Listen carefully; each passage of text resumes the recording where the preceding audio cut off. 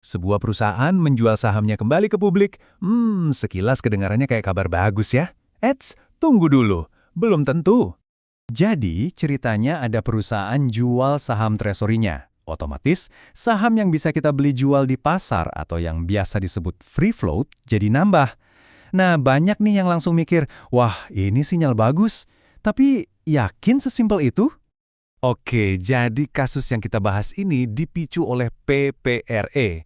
Mereka berencana menjual lagi sekitar 108 juta lembar saham treasury sampai tahun 2026. Catat ya, ini tuh baru sebatas informasi.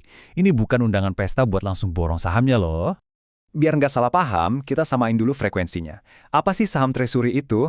Gampangnya gini, itu saham perusahaan yang udah pernah mereka beli lagi dari pasar. Jadi saham ini tuh ibaratnya lagi tidur di berangkas perusahaan.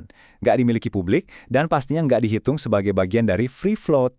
Nah, alur logikanya tuh sebenarnya lurus banget, nggak bisa dibantah. Coba bayangin. Pertama, saham yang tidur tadi dijual lagi ke pasar. Akibatnya, ya jelas, jumlah saham yang bisa kita transaksikan jadi nambah. Free float-nya naik. Nah, ini nih poin kuncinya. Artinya, pasokan atau suplai saham di pasar jadi makin banyak. Dan, disinilah banyak orang kejebak. Faktanya apa? Pasokan saham nambah. Tapi asumsinya, wah harga pasti naik. Ini salah besar. Gini deh, saya kasih analogi simpel. Kalau tiba-tiba di pasar semua pedagang jual durian, pasokannya membludak, kira-kira harga durian jadi naik atau malah turun? Ya jelas nggak otomatis naik kan? Hukum penawaran dan permintaan itu berlaku di mana aja, termasuk di pasar saham. Ini, jujur aja, kesalahan yang paling umum.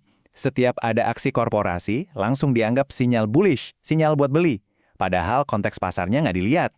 Pertanyaan yang seharusnya muncul di kepala kita itu bukan ini bagus atau jelek, tapi dengan saham sebanyak ini dilepas ke pasar, ada nggak ya peminatnya? Cukup nggak permintaannya buat nyelap semua saham baru ini?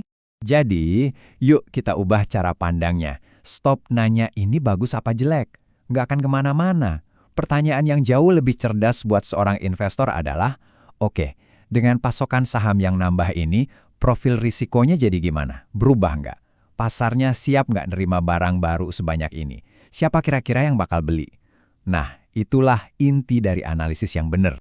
Oke, jadi apa pelajarannya buat kita? Gampang kok, ada 3. 1, setiap aksi korporasi itu cuma informasi, bukan sinyal suruh beli atau jual. 2, fokusnya ke dampaknya, gimana ke pasokan dan permintaan. Dan yang ketiga yang paling penting, tugas kita itu menganalisis risikonya, bukan jadi dukun yang nebak-nebak arah harga. Jadi, selalu ingat ya, tugas seorang investor itu menganalisis dampaknya. Kita bukan peramal, jadi belajarlah untuk berpikir kritis, jangan cuma reaktif lihat berita.